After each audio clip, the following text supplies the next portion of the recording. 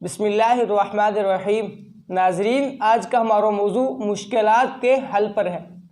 नाजरीन, जैसे कि आप जानते हैं कि मुश्किल और परेशानी कभी भी बता कर नहीं आती और आजकल इंसान मुश्किलात और परेशानियों के ज़्यादा शिकार है।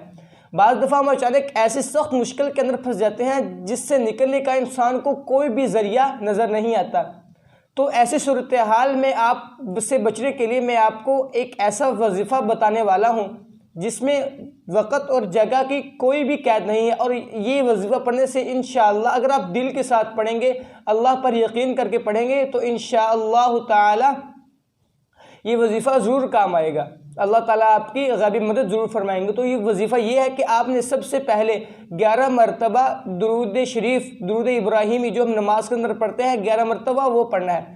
वो पढ़ने के बाद आपने 11 मरतबा सूरतुल इखलास पढ़नी है और उसके बाद 11 मरतबा कलमा तय्यबा पढ़ना है। कलमा तय्यबा पढ़ने के बाद आपने फिर 11 मरतबा दुरूद पाक पढ़ना है, यानी दुरूद इब्राहिम नमाज वाला दुरूद।